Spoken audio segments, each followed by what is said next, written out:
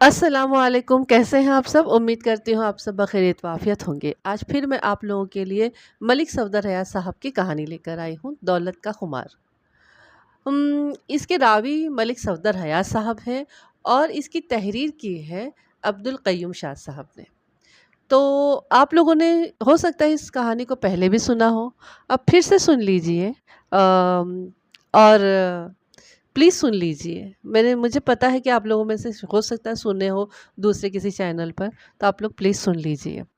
और इसके बारे में फिर हम कहानी के बाद में बात करेंगे, और कहानी को पहले अच्छे से सुन लेते हैं, समझ लेते हैं, फिर उसके बाद हम इसके बारे में बातें करेंगे और हम कुछ सवाल और जवाब भी करेंगे आपस में एक दूसरे के साथ। तो ठीक है, चलते हैं, शुरू करें। जब इंसान झूठ बोलता है तो उसके पेश नज़र उमूमन 3 बातें होती हैं। या तो वो कोई फ़ायदा हासिल करना चाहता है, या किसी नुकसान और तकलीफ से बचना चाहता है, या झूठी शान बनाना चाहता है। बसा औकात वो ये मक़ासिद हासिल कर भी लेता है, मगर अंजाम कार नुकसान ही रहता है। थाने में जो लोग आते हैं या लाए जाते हैं, उनकी बातों में ज़्यादातर झूठ शामिल होता है। यही वजह है कि पुलिस वालों को सच तक पहुंचने के लिए कभी खुद तकलीफ दह मराहिल से गुजरना पड़ता है और कभी दूसरों को गुजारना पड़ता है। झूठ से बाज़ औक़ात बड़े ख़तरनाक नताइज निकलते हैं और इंसान ऐसी तबाही में घिर जाता है जहां से निकलने का कोई रास्ता नज़र नहीं आता। ये वाक़या भी ऐसे ही एक झूठ से शुरू हुआ था। ये 50वीं अशरे का इब्तिदाई ज़माना था और बाहर का मौसम था। अगरचा मौसम सरमा रुखसत हो चुका था, मगर रात के वक्त खासी ठंड हो जाती थी। एक रोज़ रात के 10 बजे किसी ने मेरे दरवाजे पर दस्तक दी। मैंने दरवाज़ा खोला तो सामने एक हवलदार चंद आदमियों के हमरा खड़ा दिखाई दिया। मैं उसके बोलने से पहले ही समझ गया कि वो लोग किसी संगीन वारदात की खबर लेकर आए हैं। छोटी मोटी वारदातों को रात की ड्यूटी वाले खुद ही निपटा देते थे, लेकिन बड़ी वारदात की सूरत में मुझे जाना पड़ता था। हवलदार ने मेरे इस्तिफसार पर बताया कि एक बारात थाने आई है, जिसके साथ एक लाश भी है।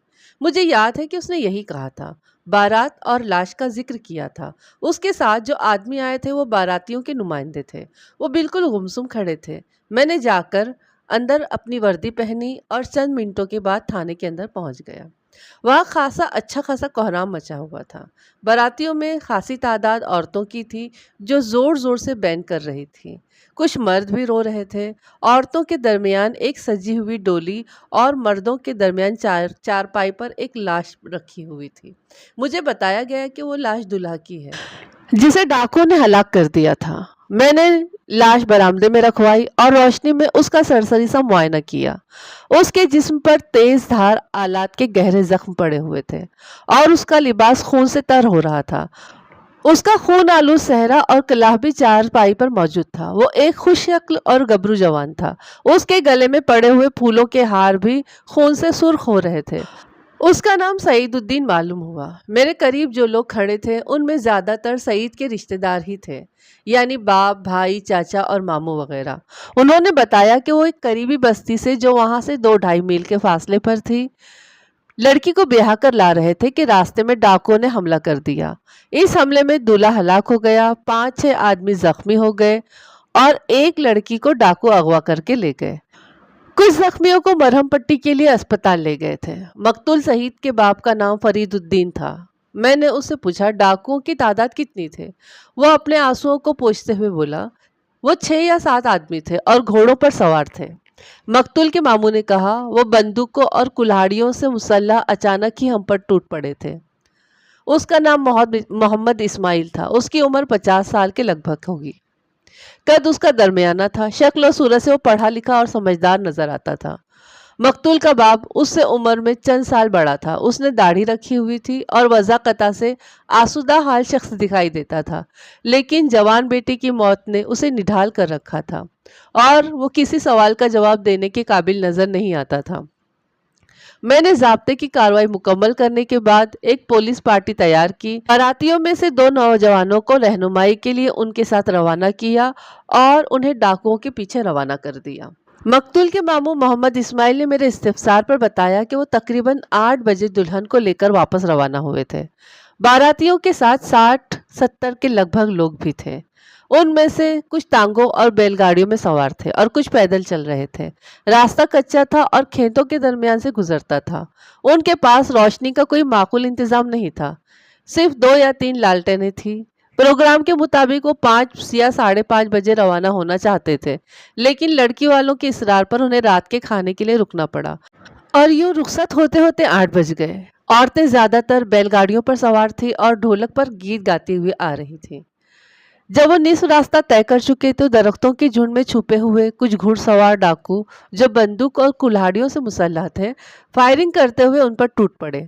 बारात में एकदम अफरा तफरी सी फैल गई। कुछ नौजवानों ने डाकुओं का मुकाबला करने की कोशिश की मगर नाकाम रहे। डाकू चंद मिनटों में ही अपनी कार्रवाई मुकम्मल करके तारीकी में गायब हो गए। इतने ही अरसे में वो बारात के अंदर कोहराम बपा कर चुके थे। औरतों की चीखें दूर दूर तक सुनाई दे रही थी, जख्मी अलग तड़प रहे थे।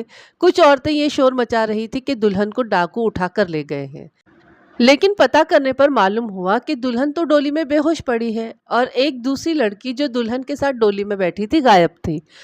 दूल्हा जो घोड़े पर सवार था डाकुओं का मुकाबला करते हुए मारा गया था। मोहम्मद इस्माइल ने मजीद बताया कि डाकू कुछ सामान लूट कर ले गए हैं, मगर खुशकिस्मती से जेवरात वाला ट्रंक महफूज है। मैंने पूछा, क्या तुम लोग डाकुओं को पहचान सकते हो? मोहम्मद इस्माइल के करीब खड़े हुए एक शख्स ने कहा, नहीं जी, किसी ने उनकी शक्लें नहीं देखी। एक तो वहाँ अंधेरा था, दूसरा डाकुओं ने ढाटे बांध रखे हुए थे। मैं शचो पंज में पड़ गया। इस इलाके में डकैती की वारदातें होती रहती थी, मगर वहाँ घुड़सवार डाकुओं का कोई गिरोह नहीं था। शायद वो डाकू किसी दूसरे इलाके से आए थे और गुजरते गुजरते अपना काम कर गए थे।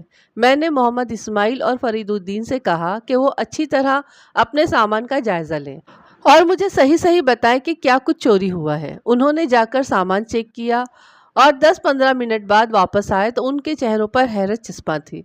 जनाब, कोई ख़ास चीज़ तो चोरी नहीं हुई, मोहम्मद इस्माइल ने कहा। कीमती सामान सब महफूज है।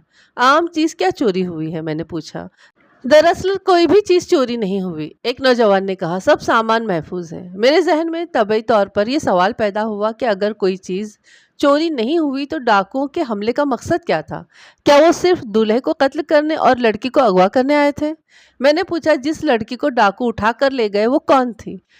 वो सब एक दूसरे की तरफ देखने लगे। किसी को भी इसके बारे में कुछ मालूम नहीं था। मोहम्मद इस्माइल औरतों के पास गया और पूछगछ करने के बाद एक 12-13 साला लड़के को बाजुओं से पकड़कर मेरे सामने ले आया। बोला, जनाब, वो लड़की इस लड़के की बहन थी। इसका नाम अबरार हुसैन है। अबरार हुसैन हिचकियां लेते हुए रो रहा था। घबराओ नहीं बरखुरदार, हमने डाकुओं की गिरफ्तारी के लिए पुलिस पार्टी रवाना कर दी है। मैंने लड़के को तसल्ली दी। तुम्हारी बहन बहुत जल्द वापस आ जाएगी। उसका नाम क्या है? उसका नाम जोहरा बीबी है, लड़के ने रोते हुए जवाब दिया। मेरी एक ही बहन थी, खुदा डाकुओं का खाना खराब करे। उनको उनको उनको मिर्गी पड़ जाए, कफन नसीब ना हो कुत्तों को। तुम्हारे बाप का क्या नाम है? मेरा बाप फौत हो चुका है, उसका नाम दिलदार हुसैन था। मैंने फरीदुद्दीन से पूछा, फरीदुद्दीन, क्या ये लड़का तुम्हारे रिश्तेदारों में से है? इमदाद अली मेरा खालू है जी, लड़के ने कहा। जोहरा को दोहट्टी के साथ जाने का बड़ा शौक था। माँ ने मना भी किया था मगर वो ज़बरदस्ती डोली में बैठ गई, मुझे भी साथ ले लिया। मोहम्मद इस्माइल ने बताया कि इमदाद अली दुल्हन के बाप का नाम है, यानी अगवा होने वाली लड़की जोहरा बीबी दुल्हन की खालाजाद बहन थी। मैंने अबरार से पूछा, बरखुरदार, जब डाकू ने तुम्हारी बहन को उठाया उस वक्त तुम कहाँ थे? मैं पीछे वाली बैलगाड़ी पर था, उसने जवाब दिया। मैं बंदूकों की आवाज़ सुनकर बैलगाड़ी के नीचे छुप गया था। मैंने नीचे से सिर्फ घोड़ों की टांगें देखी थी। जब डाकू वापस चले गए तो मैं बैलगाड़ी के नीचे से बाहर आ गया। उस वक्त कई लोग ज़मीन पर पड़े हुए चीख रहे थे। तुम्हारे और कितने भाई बहन हैं? मैंने पूछा। और कोई नहीं है, हम सिर्फ 2 भाई बहन हैं, एक हमारी माँ है। मैंने लड़के को वापस भेज दिया और मोहम्मद इस्माइल से कहा कि ये डकैती की वारदात मालूम नहीं होती। लो जी, और सुन लो, एक नौजवान ने, जिसका नाम बाद में कबीर दीन मालूम हुआ था, कहा, थानेदार साहब कहते हैं कि ये डकैती की वारदात ही नहीं है। ओ जनाब, हमारे भाई की लाश बाहर पड़ी है और आप कहते हैं कि ये डकैती की वारदात नहीं है, तो फिर आपके साथ बात करना ही फिजूल है। करीब खड़े हुए एक एएसआई ने कबीर दीन के कंधे पर हाथ रखते हुए कहा, ज़्यादा गर्म होने की ज़रूरत नहीं है जवान। तुम लोग खुद ये कहते हो कि कोई चीज़ चोरी नहीं हुई, फिर ये डकैती की वारदात कैसे हुई? हमारी समझ में तो कुछ नहीं आता, कबीर दीन ने कहा। हमारा तो दिमाग ही घुमा हुआ है। صبر کرو جوان، صبر کرو، ASI نے کہا۔ سعید الدین تمہارا کیا لگتا تھا؟ چچا زاد بھائی تھا، بڑا سوہنا جوان تھا، ہم تو بالکل ہی لٹ گئے، کچھ کرو جناب۔ وہ اس طرح باتیں کر رہا تھا جیسے سارا قصور ہمارا ہو۔ میں نے اسے کندھے سے پکڑ کر اپنی طرف گھمایا اور کہا، تمہارے جسم پر تو کوئی خراش بھی نظر نہیں آتی، معلوم ہوتا ہے کہ ڈاکوؤں کو دیکھ کر تم بھی بیل گاڑی کے نیچے چھپ گئے تھے۔ وہ دونوں ہاتھ سامنے کر کے بولا، ہمارے ہاتھ خالی تھے، ہم کچھ نہیں کر سکتے تھے۔ تم ذرا صبر کرو اور ایک طرف ہو کر بیٹھ جاؤ، میں نے کہا۔ محمد اسماعیل، دلہن کی بیل گاڑی پر کتنی لڑکیاں تھیں؟ 4 یا 5 ہوں گی، محمد اسماعیل نے جواب دیا۔ ایک تو میری بہن اور اس کی بیٹی سکینہ تھی، 2 یا 3 لڑکیاں اور ہوں گی، ایک زہرا بی بی تھی جو ڈولی کے اندر تھی۔ ان سب عورتوں کو دلہن سمیت اندر میرے کمرے میں لے آؤ۔ میں نے کہا، میں ان سے چند سوالات کروں گا۔ یہ نہیں ہو سکتا، کبیر دین نے کہا، ہم لوگ اتنے بے غیرت نہیں ہیں، ہماری عورتیں کسی سے بات نہیں کرتی۔ 2 نوجوان اور آگے بڑھے اور اس کی ہاں میں ہاں ملانے لگے۔ فرید الدین، تم اس معاملے میں کیا کہتے ہو؟ میں نے مقتول دولہے کے باپ سے کہا۔ یہ قتل اور اغوا کا کیس ہے، ہمیں تفتیش تو کرنا ہی پڑے گی۔ بارات میں شامل تمام لوگ واردات کے عینی گواہ ہیں، تم سب کو گواہی دینا پڑے گی۔ میں نے حوالدار کو بلا کر کہا، چند سپاہیوں کو ساتھ لو اور باراتیوں کے بیانات قلم بند کرنے شروع کرو، اور دیکھو کوئی شخص بیان دیے بغیر نہ جائے۔ پہلے سب کی فہرست تیار کرو، عورتوں کے بیانات بھی قلم بند کرو اور مردوں کے بھی۔ جلدی کی ضرورت نہیں ہے، آرام سے کام کرو۔ فرید الدین میرا موڈ دیکھ کر بولا، ملک صاحب آپ تو ناراض ہو گئے۔ میں نے اس کی بات کو نظر انداز کرتے ہوئے حوالدار سے کہا، عورتوں کو ادھر کمرے میں بٹھاؤ، ان کا بیان بعد میں لیا جائے گا، پہلے مردوں کا بیان لو، اور دیکھو سب پابند گواہ ہیں، کوئی آدمی ادھر ادھر نہ ہو۔ ایک بوڑھا آدمی کبیر دین اور اس کے ساتھیوں کو ڈانٹنے لگا اور بولا، اوے سودائیا، تجھے کیا پتہ قانونی کارروائی کیسے ہوتی ہے؟ یہ تیرے تایا کی حویلی نہیں ہے، تھانہ ہے، تھانہ۔ دیکھتا نہیں تھانے دار صاحب اپنی نیند خراب کر کے یہاں آئے ہیں، چل اٹھ، معافی مانگ ملک صاحب سے۔ اتنے میں محمد اسماعیل دلہن سمیت 4 عورتوں کو میرے پاس لے آیا۔ ایک عمر رسیدہ عورت تھی جو دلہن کی ساس تھی، دوسری اس کی بیٹی سکینہ تھی، دلہن کا نام فہمیدہ تھا، چوتھی لڑکی کا نام سلیمہ تھا، اور وہ کبیر دین کی چھوٹی بہن تھی۔ وہ چاروں رو رہی تھی۔ سب سے خراب حالت دلہن اور اس کی ساس کی تھی، ایک بیٹے سے محروم ہو گئی تھی اور دوسری شوہر سے۔ ان کی حالت بیان کر دینے کے قابل نہیں تھی۔ محمد اسماعیل، ابھی ان کو لے جاؤ، میں نے کہا، فی الحال انہیں آرام کی ضرورت ہے، میں کل کسی وقت ان کا بیان لینے کے لیے آؤں گا۔ جیسے آپ کی مرضی، محمد اسماعیل نے کہا، ہم تو آپ کے حکم کے بندے ہیں۔ میں نے ضابطے کی کارروائی مکمل کر کے لاش پوسٹ مارٹم کے لیے بھجوا دی اور گھر چلا گیا۔ اگلی صبح میں نے واردات کی رپورٹ علاقے کے SP کو بھجوا دی، لیکن میرا خیال ہے کہ اس کے ذکر کی ضرورت نہیں۔ اس دفتری کارروائی کا ذکر آپ کو پسند نہیں آئے گا۔ اس کے علاوہ بھی بہت سی ایسی باتیں ہیں جن کا ذکر میں حذف کر رہا ہوں۔ تفتیش کے دوران ہمیں بڑے پاپڑ بیلنے پڑتے ہیں، بہت سی باضابطہ اور بے ضابطہ کارروائیاں کرنی پڑتی ہیں، لیکن جب جرم کا سراغ مل جاتا ہے تو آدھے سے زیادہ کارروائیاں غیر ضروری اور دلچسپ نظر آنے لگتی ہیں۔ جو پارٹی میں نے ڈاکوؤں کے پیچھے روانہ کی تھی وہ ناکام واپس آئی۔ ASI نے مجھے بتایا کہ ڈاکوؤں کا کوئی سراغ نہیں ملا۔ ہم نے آس پاس کے تمام گاؤں دیکھ ڈالے، اس نے رپورٹ دیتے ہوئے کہا۔ ہم نے ہر گاؤں کے نمبردار اور سمجھدار لوگوں سے باتیں کی اور مخبروں سے پوچھا، مگر کسی نے گھڑ سوار ڈاکوؤں کا گروہ نہیں دیکھا۔ سب نے یہی خیال ظاہر کیا ہے کہ وہ ڈاکو کسی دوسرے علاقے سے آئے ہوئے ہوں گے۔ چنی وال سے کیا پتہ چلا ہے؟ میں نے پوچھا۔ چنی وال اس گاؤں کا نام تھا جہاں سے بارات گئی تھی۔ وہاں میں نے سب سے پہلے نمبردار کو جگایا اور اسے ساری بات بتائی۔ اس کے بعد میں اس کے ہمراہ لڑکی والوں کے گھر پہنچا۔ دلہا کے قتل کی خبر سنتے ہی سارے گاؤں میں شور مچ گیا۔ ان لوگوں نے بھی ڈاکوؤں کے بارے میں لا علمی کا اظہار کیا۔ اس نے بتایا، باراتیوں نے ایک بڑی عجیب بات بتائی ہے۔ میں نے کہا، ڈاکوؤں نے ان کے سامان کو بالکل ہاتھ نہیں لگایا۔ میرا خیال ہے یہ کارروائی خاندانی دشمنی کے تحت کی گئی ہے۔ دولہے کا قتل اور ڈولی سے لڑکی کا اغوا یہ ظاہر کرتا ہے کہ حملہ آور ڈاکو نہیں تھے۔ میں یہ سمجھتا ہوں کہ وہ در حقیقت دلہن کو اغوا کرنا چاہتے تھے، لیکن اندھیرے اور افراتفری کی وجہ سے انہوں نے زہرا کو اٹھا لیا۔ ملک صاحب، آپ نے تو سارا معاملہ ہی حل کر دیا ہے، ASI نے کہا۔ یہ تو واقعی بڑا سیدھا سا کیس معلوم ہوتا ہے، یا یہ تو خاندانی دشمنی کا کیس ہے یا پھر عشق و محبت کا چکر۔ اگر وہ عشق و محبت کا معاملہ تھا تو اس میں یقیناً کوئی صاحب حیثیت شخص ملوث تھا۔ क्योंकि निस्फ दर्जन घोड़ों और निस्फ दर्जन हमला आवारों का बंदोबस्त कोई मामूली आदमी नहीं कर सकता। इस एतबार से वो घुड़सवार किराए के बदमाश भी हो सकते थे। मैंने एएसआई से कहा कि वो इलाके की हिस्ट्री शीटरों को थाने बुलाकर उनसे पूछगछ करे और अगर मुनासिब समझे तो उनकी फेंटी शेंटी भी लगाए। दोपहर के वक्त एक बूढ़ी और परेशान हाल औरत थाने आई। उसके साथ एक मोमर शख्स और एक नौउम्र लड़का भी था। लड़के को मैंने फौरन पहचान लिया।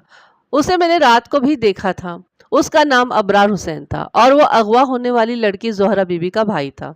मोमर शख्स ने अपना नाम चौधरी साबिर हुसैन बताया और रस्मी कलमात के बाद बोला, थानेदार साहब, ये मेरे मरहूम भाई की बेवा है, फातिमा बीबी इसका नाम है। इसकी जवान बेटी जोहरा बीबी को कल रात डाकू उठा कर ले गए हैं। हम आपके पास फरियादी बनकर आए हैं। जोहरा के अगवा की वजह से हमारे घर में मातम बपा हो गया है। थानेदार साहब, मैं तो जीते जी मर गई हूँ, फातिमा बीबी अपना दामन फैलाकर बोली। जालिमों को मेरी बेटी के सिवा और कोई लड़की नजर ना आई। मैं तो पहले ही बड़ी दुखी थी। एक ही बेटी थी मेरी, किसी और लड़की को क्यों न उठा लिया उन्होंने। मेरी बेटी को किसी तरह वापस ले आए। मैं आपको जिंदगी भर दुआ दूंगी। जो तौफीक होगी वो आपकी झोली में भी डाल दूंगी। उसकी हालत खासी काबिले रहम थी। वो ये समझ रही थी कि हर चीज़ मेरे इख्तियार में है। मैं जब चाहूँ डाकुओं को पकड़ सकता हूँ और उसकी बेटी को बाजियाब कर सकता हूँ। माँ जी, हम अपनी पूरी कोशिश कर रहे हैं, मैंने कहा। दुआ करें कि आपकी बेटी का जल्द कोई सुराग मिल जाए और कुछ लेने देने की ज़रूरत नहीं है।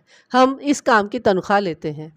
फातिमा बीबी के मारूज़ात सुनने के बाद मैं दोबारा साबिर हुसैन की तरफ मुतवज्जा हुआ और उसका बगौर जायज़ा लिया। शक्ल व शबाहत और रंग व रूप से ये अंदाज़ा होता था कि वो खासा फारिगुल बाल और खाता पीता शख्स था। उसके चेहरे पर दाढ़ी भी थी और मूछें भी, लेकिन मूछें दाढ़ी के मुकाबले में ज़्यादा नुमायाँ थी। वो किनारों से बाहर निकली हुई थी। वाज़े तौर पर वो खासा रुअबदाब रखने वाला आदमी था। आप जोहरा बीबी के चचा हैं? मैंने उससे कहा। कारोबार क्या है आपका? मैं जोहरा बीबी का ताया हूँ, उसने कहा। चौधरी दिलदार मेरा छोटा भाई था। इस इलाके में अपनी थोड़ी सी ज़मीनें हैं और यही हमारा कारोबार है। हम लोग जद्दी पुश्ती ज़मींदार हैं। आपसे एक दफ़ा पहले भी मुलाकात हुई थी, लेकिन आपने पहचाना नहीं। हमें रोज़ाना बीसियों लोगों से मिलना पड़ता है। कुछ याद रह जाते हैं, कुछ भूल जाते हैं। फिर मैंने मौजू बदलते हुए पूछा, इस वारदात के बारे में आपका क्या ख्याल है? क्या ये वाकई डाकुओं का काम है या ख़ानदानी दुश्मनी का मामला है? मलिक साहब, हम इस मुसीबत से बचे हुए हैं, उसने जवाब दिया। हम पर अल्लाह का बड़ा फजल है। हमारे ख़ानदान में कोई दुश्मनी नहीं है। वैसे आपने ये सवाल क्यों किया? ये सवाल मैंने इसलिए किया कि वारदात में डाकुओं का हाथ नज़र नहीं आता। अभी तक जो वाक़यात हमारे सामने आए हैं, उससे यही ज़ाहिर होता है कि ये कार्रवाई इंतकाम लेने के लिए की गई है। आप ये बात सुन चुके होंगे कि हमला आवरों ने किसी कीमती चीज़ को हाथ नहीं लगाया। अगर इस कार्रवाई का मकसद डकैती होता तो हमला आवर लड़की को उठाने के बजाय जेवरात का ट्रंक उठाते। लिहाजा आप सोचकर मेरे सवाल का जवाब दें। इस कार्रवाई में मुझे दुश्मनी साफ नज़र आती है। ज़रूरी नहीं कि वो ख़ानदानी दुश्मनी हो। वो थोड़ी देर के लिए सोच में पड़ गया, फिर बोला, मलिक साहब, हमारी किसी से दुश्मनी नहीं है। हमारे ख़ानदान में कभी इतनी संगीन वारदात नहीं हुई। आपने मुझे उलझन में डाल दिया है। वैसे अल्लाह के फजल से इस इलाके में हमारी बड़ी इज्जत है। आज तक किसी ने मैली आंख से हमारी तरफ नहीं देखा। आपका किसी से कोई ज़मीन या जायदाद का कोई झगड़ा तो नहीं? छोटे मोटे झगड़े तो होते ही रहते हैं, लेकिन किसी ने कभी इतनी बड़ी जुर्रत नहीं की। वो खासा परेशान हो गया था और यूं लगता था जैसे अपने आप से बातें कर रहा हो। मैंने उसे ताकीद की कि अगर उसे किसी शख्स पर शक हो तो हमें फ़ौरन इत्तला कर दे ताकि मुनासिब कार्रवाई की जा सके। अगली सुबह मैं दुल्हन का बयान लेने के लिए फरीदुद्दीन के घर पहुंच गया। मेरे जहन में अचानक ये ख्याल आया था कि वो वारदात नाकाम मोहब्बत का नतीजा भी हो सकती थी। दूल्हे का कत्ल और दुल्हन के अगवा की कोशिश उस तरफ वाज़े इशारा करती थी। फरीदुद्दीन उन लोगों के दरमियान बैठा था जो ताज़ियत के लिए उसके पास आए हुए थे। मैं उसे एक तरफ ले गया और कहा, मैं दुल्हन का बयान लेने आया हूँ और ये बयान मैं अलहदगी में लेना चाहता हूँ। इस वक्त हाँ तो हमारे घर में बड़ी अफरा तफरी फैली हुई है, उसने जवाब दिया। घर के अंदर औरतें भरी हुई हैं और सच पूछे तो दुल्हन बयान देने के काबिल नहीं है। उसकी हालत बड़ी ख़राब है और अब वो दुल्हन कहाँ रही? उसका सुहाग तो उजड़ चुका। उसकी आवाज़ रुंध गई। आप 2-4 रोज़ बाद आ जाएं। फरीद साहब, एक लड़की अभी डाकुओं के कब्जे में है, मैंने कहा, और जब तक कोई सिरा हमारे हाथ नहीं आता हम कोई कार्रवाई नहीं कर सकते। हम लड़की को थाने भी बुला सकते थे। आप तफ्तीश में रोक न बने। उसने मुझे बैठने के लिए कहा और औरतों से मशवरा करने अंदर चला गया। उसके जाने के फौरन बाद एक नौजवान मेरे करीब आया और सलाम करने के बाद बोला, सुना है कि आप लड़की का बयान लेना चाहते हैं। उसने शेरवानी पहन रखी थी और अच्छे मजबूत जिस्म का नौजवान था। मैंने उसे पहले नहीं देखा था, मगर फिर भी उसका चेहरा कुछ मानूस मानूस सा मालूम हुआ। उसका बोलने का अंदाज कदरे तहकुमाना था, जो मुझे अच्छा नहीं लगा। मैंने गहरी नजरों से उसे घूरा और पूछा, तुम्हारा नाम क्या है जवान? उसने गर्दन फुलाकर जवाब दिया, चौधरी मंजूर अली।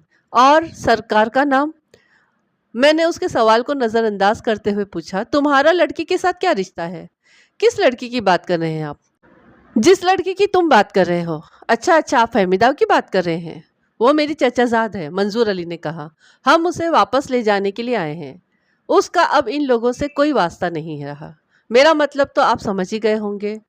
जब बंदा ही नहीं रहा तो फिर ताल्लुक वास्ता कैसा? क्यों जनाब, मैंने गलत तो नहीं कहा? उसने लड़की के ससुराल वालों का खासी हिकारत से जिक्र किया था। किसी ने उसकी बात पर ध्यान नहीं दिया था, वरना इस बात पर वहाँ बदमज़गी भी हो सकती थी। मैंने उसकी आंखों में आंखें डालते हुए कहा, मंजूर अली, तुमने बात तो बड़ी गलत की है, लेकिन मेरा इस मामले से कोई वास्ता नहीं है, इसलिए मैं इस पर कोई तबसरा नहीं करना चाहता। उसने मेरी बात का कोई असर नहीं लिया। बोला, मलिक साहब, बुरा न मनाए, मैं आपसे एक बात अर्ज करना चाहता हूँ। फहमीदा सीधी सादी और कमज़ोर लड़की है, उसके साथ कोई लंबी कहानी न डाल देना। अच्छा भाई, मैंने सब्र का मुजाहरा किया। अब तुम हमें थानेदारी करना सिखाओगे? वो बेतकल्लुफ़ होने की कोशिश करते हुए बोला, वैसे काम आपका बड़ा ही शाही किस्म का है। जिसको चाहा पकड़ लिया और जूते ही सर पर खड़का कर सर पोला कर दिया। अगर ये जमींदारी का चक्कर ना होता तो मैं भी थानेदार बन जाता।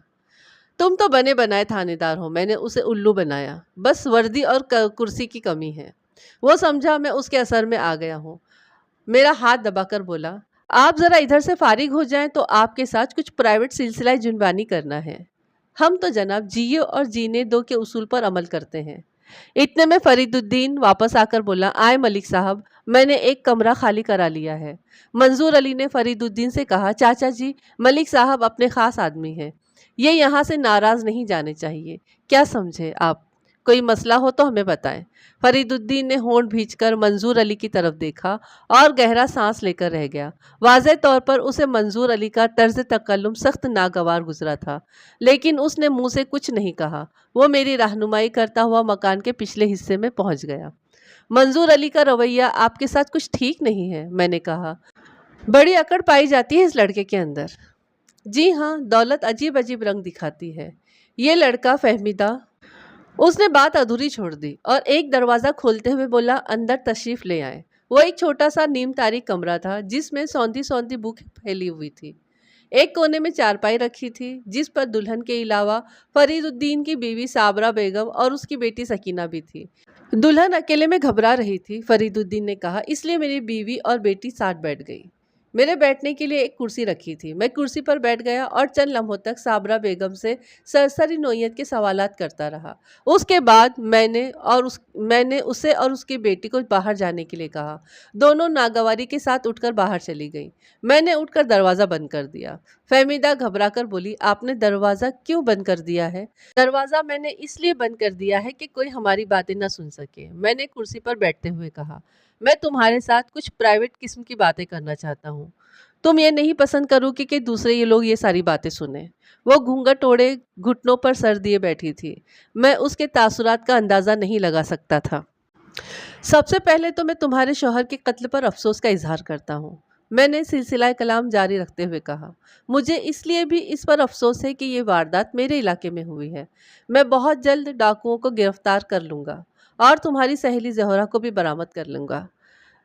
जब डाकुओं ने डोली के अंदर से ज़ोहरा को उठाया था, उस वक्त उन्होंने क्या कहा था? मेरा मतलब है कि कोई बात भी की थी या चुपचाप अपना काम करके वापस चले गए थे? मुझे कुछ याद नहीं है, फहमीदा ने जवाब दिया। मैंने गोलियां चलने और चीखने की आवाज़ें सुनी थी। फिर इतना याद है कि किसी ने बड़े ज़ोर से डोली का पर्दा हटाया था। उसके बाद मैं बेहोश हो गई थी। जिस शख्स ने डोली का पर्दा हटाया था, तुमने उसका चेहरा देखा था? नहीं, मैंने कुछ नहीं देखा था। मुझे तो अपना भी होश नहीं रहा। کچھ لوگوں کا خیال ہے کہ ڈاکو تمہیں اغوا کرنا چاہتے تھے مگر غلطی سے زہرہ کو اٹھا کر لے گئے۔ تمہارا کیا خیال ہے؟ مجھے کیا پتا کہ وہ کس کو اغوا کرنے آئے تھے۔ جس نے یہ کہا ہے اسی سے اس کے بارے میں پوچھیں۔ وہ خاصے تیز لہجے میں بات کرتی تھی۔ میں نے اندازہ لگایا کہ اسے اپنے شوہر کی موت کا کوئی افسوس نہیں تھا۔ کچھ لوگوں کا یہ بھی خیال ہے کہ ڈاکوؤں کو اس کام کے لیے پیسے ملے تھے۔ وہ کچھ نہیں بولی۔ میں نے اس کے مزاج کا اندازہ لگاتے ہوئے کہا، کہتے ہیں کہ جوڑی اللہ ملاتا ہے اور اگر بندے کوئی بے جوڑ رشتہ کر دے تو اللہ اسے ختم بھی کر دیتا ہے۔ یہ بات سن کر وہ چونک گئی اور گھونگھٹ الٹ کر میری طرف دیکھنے لگی۔ میں اس کا حسن دیکھ کر دنگ رہ گیا تھا۔ مجھے یوں لگا جیسے اس کے گھونگھٹ الٹنے کے ساتھ ہی کمرہ روشن ہو گیا ہو۔ اس کا منہ حیرت کے باعث کھل گیا تھا اور وہ اپنی بڑی بڑی آنکھیں پھیلا کر میری طرف دیکھ رہی تھی۔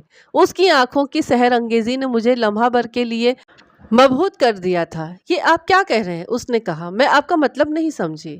بعض باتیں ایسی ہوتی ہیں جن کا اظہار کرتے ہوئے آدمی گھبراتا ہے، میں نے کہا، لیکن حقیقت اپنی جگہ پر موجود ہوتی ہے۔ میں یہ کہے بغیر نہیں رہ سکتا کہ تمہارا اور سعید کا کوئی جوڑ نہیں تھا۔ معلوم ہوتا ہے کہ تمہاری کوئی دعا قبول ہو گئی ہے۔ مجھے کیا ضرورت پڑی ہے کسی کے حق میں بد دعا کروں؟ اس نے کہا، شاید اللہ کو یہی منظور تھا۔ ایک بات تو بتاؤ، کیا یہ رشتہ تمہاری رضامندی سے ہوا تھا؟ لڑکیوں کی رضامندی کی آج کل کون پرواہ کرتا ہے؟ یہ بھی کوئی پوچھنے والی بات ہے؟ اس کا مطلب میں نے یہ نکالا کہ وہ اس رشتے سے راضی نہیں تھی۔ میں نے پوچھا، کیا یہ رشتہ تمہاری ماں نے کیا تھا؟ ماں ہی تو نہیں ہے، اس کے منہ سے نکلا۔ ماں ہوتی تو اس نے جتنی تیزی سے بات شروع کی تھی اتنی تیزی سے ختم کر دی۔ تاہم میرے اس خدشے کی تصدیق ہو گئی تھی کہ رشتہ اس کی مرضی کے بغیر ہوا تھا۔ ایک سوال بار بار میری زبان پر آ رہا تھا مگر مجھے معلوم تھا کہ وہ اس کا جواب کبھی نہیں دے گی۔ پھر بھی میں سوال کیے بغیر نہیں رہ سکا۔ میں نے کہا، یہ بات تو سب ہی جانتے ہیں کہ ماں باپ عموماً اولاد کی پسند کی پرواہ نہیں کرتے۔ ان کے فیصلے مصلحتوں کے پابند ہوتے ہیں۔ وہ نوجوانوں کے جذبات کی نزاکت کو محسوس نہیں کر سکتے، لیکن کچھ نوجوان اپنی مرضی منوانے کا فن خوب جانتے ہیں۔ لیکن معلوم ہوتا ہے کہ تمہیں یہ فن نہیں آتا۔ پتہ نہیں آپ کیا کہنا چاہتے ہیں، اس نے کہا۔ میرا مطلب ہے کہ اگر تم کوشش کرتی تو تم گھر والوں کو یہ احساس دلا سکتی تھی کہ تم کسی اور کو پسند کرتی ہو۔ اس نے کچھ کہنا چاہا مگر اپنی خواہش کو الفاظ کا جامہ نہیں پہنا سکی۔ آخر کار میں نے وہ سوال کر ہی ڈالا جو میری زبان پر اٹکا ہوا تھا، کیا میں اس شخص کا نام جان سکتا ہوں جسے تم پسند کرتی ہو؟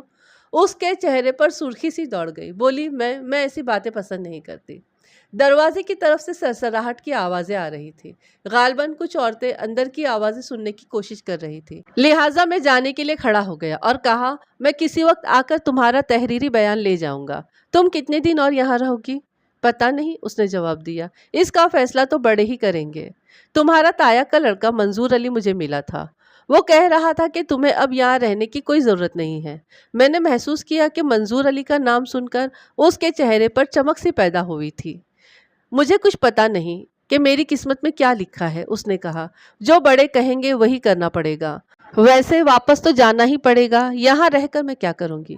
لڑکی کے رویے سے دو باتیں ذہن میں آتی تھی۔ پہلی تو یہ کہ اسے اپنے شوہر کی موت کا کوئی خاص صدمہ نہیں تھا کیونکہ وہ شادی اس کی مرضی کے بغیر ہوئی تھی، اور دوسری بات یہ کہ وہ کسی اور کو پسند کرتی تھی۔ واپس جانے سے پہلے میں نے کچھ اور لوگوں سے بھی پوچھ گچھ کی لیکن کوئی نتیجہ خیز بات معلوم نہ ہوئی، اس لیے میں اس کا ذکر چھوڑتا ہوں۔ جب میں مکان سے باہر نکلا تو ایک شخص جس کا رنگ کالا تھا اور منہ پر چیچک کے داغ تھے میرے قریب آیا اور جھک کر مجھے سلام کیا۔ اس نے میلے سے کپڑے پہن رکھے تھے اور اچھے کردار کا آدمی معلوم نہیں ہوتا تھا۔ جناب چودھری منظور ہوری آپ کے لیے حق پیغام چھٹ گئے ہیں۔ وہ خود کہاں ہے؟ میں نے ادھر ادھر نظر دوڑائی۔ مجھے تو اس کے ساتھ بہت ضروری کام تھا۔ وہ تو ادھر زمینوں پر چلے گئے ہیں۔ ان کو ساکے کا کوئی ضروری پیغام ملا تھا۔ اس نے چور نظروں سے ادھر ادھر دیکھا اور ڈب سے ایک پوٹلی نکال کر میری طرف بڑھائی۔ چودھری صاحب یہ نذرانہ آپ کے لیے دے گئے ہیں۔ انہوں نے کہا ہے کہ باقی باتیں زبانی ہوں گی۔ میں بخوبی دیکھ سکتا تھا کہ وہ پوٹلی نوٹوں سے بھری ہوئی تھی۔ میں حیران ہوا کہ منظور علی میرے لیے نذرانہ کیوں چھوڑ گیا تھا؟ کیا وہ مجھ سے کوئی کام لینا چاہتا تھا یا میری حمایت اور ہمدردی حاصل کرنا چاہتا تھا؟ میں نے سوچا اگر میں نے وہ پوٹلی رکھ لی تو لازماً منظور علی مجھ پر اعتماد کرنے لگے گا اور شاید مجھے اس سے کچھ کام کی باتیں بھی معلوم ہو جائیں۔ میں نے اس چیچک روح شخص سے پوٹلی لے لی اور پوچھا، تمہارا نام کیا ہے؟ میرا نام پیرو ہے جناب۔ اس نے عادتاً ہاتھ جوڑے۔ कोई खिदमत मेरे लायक हो तो हुक्म करे। क्या काम करते हो पीरू? मोची हूँ जनाब, जूतियाँ गांठता हूँ। मंजूर अली ने बताया नहीं कि साके ने उसे क्यों बुलाया है। मैंने पूछा, और ये कौन सा काम है? न जनाब, उसने आजिज़ी से कहा। कमी कमीन लोग चौधरियों से सवाल नहीं कर सकते। साका चौधरी हूरा दा यार बेली है। ये तो मुझे नहीं पता कि उसने चौधरी मंजूर को क्यों बुलाया था, पर चौधरी हूरी बड़े घबराए हुए थे। अचानक मुझे याद आया कि मोहम्मद इसहाक उर्फ साका इस इलाके का एक बदनाम शख्स था। सवाल ये पैदा होता था कि उसने मंजूर अली को क्यों बुलाया था। मैंने पीरू से कुछ सवालात और किए और उसे फारिग कर दिया। थाने पहुंचकर मैंने फौरन एक पुलिस पार्टी तैयार की और मंजूर अली की ज़मीनों की तरफ रवाना हो गया। मेरे साथ एक एएसआई और चंद सिपाही थे। सिपाही साइकिलों पर सवार थे और मैं और एएसआई घोड़े पर सवार थे। मुझे अच्छी तरह याद नहीं रहा। मेरा ख्याल है कि मंजूर अली का डेरा वहाँ से 2-2.5 मील के फासले पर था। आबादी से निकलकर हम खेतों में दाखिल हो गए। कुछ दूर जाने के बाद हमें 2 देहाती नजर आए जो दूर से दौड़ते हुए हमारी तरफ आ रहे थे। उन्होंने हाथों में डंडे पकड़ रखे थे और धोतियां संभालते हुए नाहमवार जमीन पर दौड़ रहे थे। जोर जोर से हाथ हिलाकर हमें आवाजें भी दे रहे थे। मालूम होता है उधर कोई गड़बड़ हो गई है, एएसआई ने कहा। ये देहाती बड़े परेशान लग रहे हैं। मैंने एक सिपाही से कहा कि वो आगे जाकर पता करे और अपने घोड़े रोक दिए। सिपाही साइकिल चलाता हुआ देहाती के करीब जा पहुंचा। मैंने देखा देहाती तेज तेज बातें करने लगे। वो बार बार पीछे की तरफ इशारा करते थे। सिपाही ने उनकी बात सुनने के बाद हमें अपनी तरफ आने का इशारा किया। मैं समझ गया कि गड़बड़ मामूली नहीं है। हमने घोड़ों को एड़ लगाई, खेतों के दरमियान से होते हुए देहातियों के करीब जा पहुंचे और पूछा, क्या मामला है? सिपाही ने कहा, ये देहाती कहते हैं कि उस नाले के परली तरफ किसी औरत की लाश पड़ी है। ये सुनकर मैं परेशान हो गया। मेरे दिल में खदशा पैदा हुआ कि वो लाश जोहरा की न हो। मज़कूरा जगह वहाँ से 3 फरलांग के फासले पर थी। हम चंद मिनटों के अंदर वहाँ पर पहुँच गए। लाश एक नौजवान लड़की की थी जो झाड़ियों के दरमियान पड़ी थी। वहाँ ऊंची ऊंची घास उगी हुई थी और नाले से रिसने वाला पानी भी वहाँ जमा हुआ था। लाश का कुछ हिस्सा पानी में था मगर पूरी तरह डूबा हुआ नहीं था। उसके जिस्म पर जा बजा तशद्दुद के निशानात पाए जाते थे। हम में से किसी ने भी ज़ोहरा बीबी को नहीं देखा था, ताहम मैंने अंदाज़ा लगाया कि वो ज़ोहरा ही थी। बाद में मेरा अंदाज़ा सही साबित हुआ। थोड़ी देर के अंदर वो खबर बस्ती में पहुंच गई और वहाँ एक हुजूम इकट्ठा हो गया। मैंने ज़रूरी कार्रवाई के बाद लाश को पोस्टमार्टम के लिए भिजवा दिया। इस काम में 2.5-3 घंटे सर्फ हो गए। मैं ये भूल गया था कि हम मोहम्मद इसहाक उर्फ साके की तलाश में इस तरफ आए थे। जब हम वापस जाने लगे तो एएसआई ने कहा, मलिक साहब, क्यों न जाते जाते एक नज़र चौधरी मंजूर अली के डेरे पर भी डाल लें। इसका डेरा यहाँ से ज़्यादा दूर नहीं है। मैंने उसकी बात सुनकर घोड़े का रुख चौधरी मंजूर के डेरे की तरफ मोड़ दिया। वहाँ चंद कच्चे कमरे बने हुए थे और एक मवेशी का बाड़ा था। बाड़े के अंदर चंद भैंसे और 2 घोड़े बंधे हुए थे। एक कोने में 2 आदमी मशीन पर मवेशियों का चारा काट रहे थे। एक आदमी खेतों में काम करता दिखाई दिया। जो आदमी चारा काट रहे थे वो काम रोककर हमारी तरफ देखने लगे। उनके चेहरे पर फिक्रमंदी नजर आने लगी थी। मेरा ख्याल था कि वो खुद ही हमारी तरफ आएंगे, लेकिन उन्होंने अपनी जगह से हरकत नहीं की। मैंने उन्हें आवाज़ दी और अपनी तरफ आने का इशारा किया। दोनों ने एक दूसरे की तरफ देखा, आपस में कुछ बात की और डरते डरते हमारे करीब पहुंच गए। क्यों भाई, तुम हमसे डर रहे हो या हमारे घोड़ों से? एएसआई ने पूछा। इनमें से एक कदरे जो बड़ी उम्र का नज़र आता था बोला, हुजूर सच पूछे तो डर आपकी वर्दी से लगता है। शरीफ आदमियों को इस वर्दी से डरना नहीं चाहिए। मैंने कहा, क्या नाम है तुम्हारा?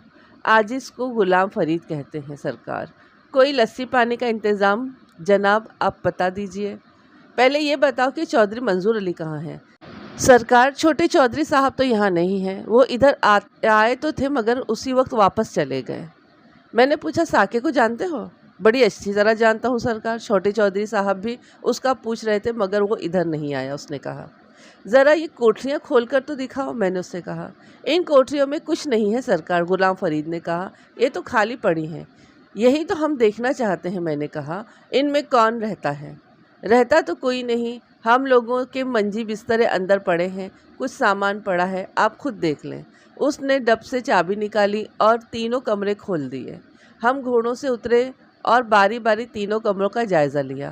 اندر چند چارپائیاں، خالی بوریاں، کچھ آلات زراعت اور ایسا ہی کچھ سامان پڑا ہوا تھا۔ اس نیم تاریک سیلن زدہ کمروں میں خاصی ناگوار سی بدبو پھیلی ہوئی تھی۔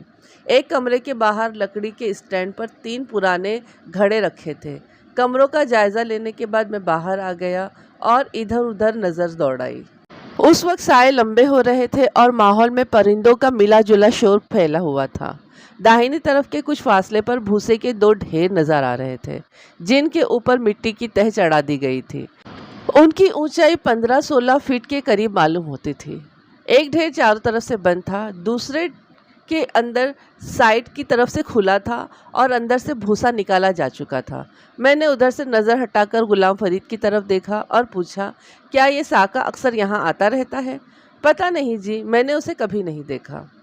ابھی تو تم کہہ رہے تھے کہ تم اسے اچھی طرح جانتے ہو۔ جانتا تو ہوں، پر وہ ادھر کبھی نہیں آیا۔ چھوٹے چودھری کہہ رہے تھے کہ اس نے انہیں ادھر بلایا تھا ملاقات کے لیے، مگر آپ بلا کر ان کو خود غائب ہو گیا۔ آدمی اچھا نہیں ہے، جدھر جاتا ہے کوئی نہ کوئی خرابی ہو جاتی ہے۔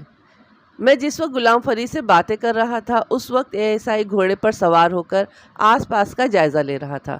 اچانک میرے کانوں میں اس کی تیز آواز آئی۔ میں نے آواز کی سمت دیکھا تو وہ مجھے بھوسے کے اس ڈھیر کے پاس کھڑا نظر آیا جس کا منہ کھلا ہوا تھا۔ ملک صاحب جلدی ادھر آئے، اس نے آواز لگائی، یہاں کسی کی لاش پڑی ہے۔ میں نے گھوڑا غلام فرید کے ساتھی کے سپرد کیا اور دوڑتا ہوا ASI کے قریب پہنچ گیا۔ بھوسے کے ڈھیر کے نیچے واقعی ایک لاش پڑی تھی۔ اس کے جسم کا تھوڑا سا حصہ کھلا ہوا تھا۔ ہم نے اسے مل کر باہر نکالا اور کھلی جگہ پر لٹا دیا۔ یہ تو ساکے کی لاش ہے سرکار، غلام فرید نے کہا۔ اسے کس نے قتل کر دیا؟ ہاں، وہ محمد عرف ساکے کی لاش تھی۔ اس کے جسم پر گولیوں کے 5 یا 6 نشان تھے۔ جس کسی نے اسے قتل کیا تھا وہ سخت غصے میں تھا۔ اس نے 1 یا 2 گولیوں پر اکتفا نہیں کیا تھا، بلکہ غصے میں پورا میگزین خالی کر دیا تھا۔ میں نے غلام فرید سے پوچھا، غلام فرید صحیح بتاؤ، اسے کس نے قتل کیا؟ وہ ہاتھ جوڑ کر بولا، جناب میں بالکل بے گناہ ہوں، مجھے کچھ نہیں پتا۔ تم دونوں کب سے یہاں موجود ہو؟ میں نے پوچھا۔ سرکار ہم صبح سے ادھر ہی ہیں، دوپہر کے وقت روٹی کھانے ادھر گاؤں میں چلے جاتے ہیں۔ تم نے گولیاں چلنے کی آوازیں نہیں سنی؟ اس نے نفی میں سر ہلایا۔ نہیں جی، ہم نے کوئی آواز نہیں سنی۔ بے شک حیدر سے پوچھ لیں۔ حیدر اس کے ساتھی کا نام تھا۔ وہ گھوڑے کی باگ پکڑے وہاں پہنچ گیا تھا اور آنکھیں پھاڑے لاش کو دیکھ رہا تھا۔ اس نے بھی یہی جواب دیا کہ اس نے گولیاں چلنے کی آوازیں نہیں سنی تھی۔ میں نے تھانے سے 2 آدمی بلوائے، ضابطے کی کارروائی مکمل کی، لاش کو پوسٹ مارٹم کے لیے بھجوائی اور غلام فرید اور حیدر کو لے کر حوالات میں بند کر دیا۔ اگلے روز میں نے ایک ASI کو اس علاقے میں جہاں سے ساکے اور زہرہ بی بی کی لاشیں برآمد ہوئی تھی تفتیش کے لیے روانہ کر دیا۔ اس سلسلے میں ہم نے خاصی لمبی چوڑی کارروائی کی تھی، لیکن میں آپ کی بوریت کے خیال سے اس کو ذکر نہیں کروں گا۔ دوپہر کے بعد میں نے منظور علی کو پوچھ گچھ کے لیے تھانے میں بلوایا۔ اس کے ساتھ 2 یا 3 آدمی اور بھی تھے، جنہیں میں نے باہر ہی بٹھا دیا۔ ایک ضمنی بات بتا دوں کہ 3 آدمیوں پر مشتمل ایک پولیس پارٹی کو میں نے تفتیش کے لیے چنی وال بھیج رکھا تھا۔ مجھے ان کی رپورٹ کا بھی انتظار تھا۔ ہماری تفتیش کچھ آگے بڑھی تھی۔ اب میں یہ جاننا چاہتا تھا کہ منظور علی کو ساکے نے کیوں بلایا تھا اور اس کے قتل میں کس کا ہاتھ تھا۔ میں نے محسوس کیا کہ منظور علی کے چہرے پر پہلے جیسی خود اعتمادی نہیں تھی، تاہم بظاہر وہ پر اعتماد نظر آنے کی کوشش کر رہا تھا۔ میں نے دوستانہ لہجے میں کہا، منظور علی، میں نے تمہیں گپ شپ کے لیے بلایا ہے، کسی بات کا برا نہ منانا۔ کل تمہارا بھیجا ہوا نذرانہ مل گیا تھا مجھے۔ کوئی بات نہیں ملک صاحب، اتنی چھوٹی سی بات کا ذکر کرنے کی کیا ضرورت ہے؟ ہم تو ہمیشہ کام آنے والے بندے ہیں۔ جب بھی کبھی ضرورت ہو اپنا آدمی بھیج دے، آپ کا کام ہو جائے گا۔ کچھ دیر تک ادھر ادھر کی باتیں کرتا رہا، پھر کہا، پیرو موچی نے مجھے بتایا تھا کہ ساکے نے تمہیں ڈیرے پر بلایا تھا۔ کیا بات کرنا چاہتا تھا وہ تم سے؟ میرا خیال تھا کہ وہ ساکے کے ذکر کو پسند نہیں کرے گا، لیکن میرے خیال کے برعکس اس نے ساکے کے ذکر میں دلچسپی لیتے ہوئے کہا، میں خود ہی اس سلسلے میں آپ کے پاس آنا چاہتا تھا۔ میرا خیال ہے کہ ڈکیتی کی واردات میں ساکے کا ہاتھ تھا۔ مجھے تو اس بات پر تعجب ہے کہ آپ نے ابھی تک اس کے ساتھیوں کو گرفتار کیوں نہیں کیا۔ اس نے تفصیل بتاتے ہوئے کہا کہ گزشتہ روز اسے مجید عرف جیدہ ملا تھا۔ جیدے نے اس سے کہا کہ ساکا اس سے زہرہ بی بی کے سلسلے میں ملنا چاہتا ہے۔ جیدے نے یہ بھی کہا کہ اگر اسے زہرہ بی بی زندہ سلامت چاہیے تو وہ خالی ہاتھ نہ آئے، 5,000 روپے ساتھ لے کر جائے۔ اس زمانے میں 5,000 روپے کافی بڑی رقم تھی۔ ان دنوں سونا 60-70 روپے تولہ مل جایا کرتا تھا۔ منظور علی نے مجھے بتایا کہ اس نے جیدے کی یہ دھمکی سن کر اس سے کہا، اوئے جیدے، جانتا نہیں میں کون ہوں؟ چودھری منظور علی میرا نام ہے۔ اس علاقے میں ہماری اجازت کے بغیر کوئی مال کا لال پر بھی نہیں مار سکتا۔ ساکے سے کہہ دینا کہ لڑکی کو کوئی نقصان نہیں پہنچنا چاہیے۔ اس پر جیدے نے کہا، چودھری، پیغام میں نے پہنچا دیا ہے، آگے تیری مرضی، جو جی آئے کر۔ ہمارا معاملہ تو ساکے کے ساتھ ہے، اگر اس نے ہمارے ساتھ دھوکہ کیا تو ہم اس کا پتہ صاف کر دیں گے۔ منظور علی نے جیدے کو جواب دیا، تم ساکے کو میرا پیغام پہنچا دو، میں اس سے ملنے کے لیے ڈیرے پر پہنچ رہا ہوں، اس سے کہہ دینا زہرہ کو اپنے ساتھ رکھے۔ جیدے نے کہا، اور ساکے نے یہ بھی کہا ہے کہ اکیلے آنا، اگر تمہارے ساتھ کوئی ہوا تو اچھا نہ ہوگا۔ منظور علی نے تفصیل بتاتے ہوئے مزید کہا کہ وہ ساکے کا پیغام ملنے کے آدھے پونے گھنٹے بعد ڈیرے پر پہنچ گیا، مگر اس کے آدمیوں نے بتایا کہ ساکا وہاں نہیں آیا تھا، لہٰذا وہ واپس آ گیا۔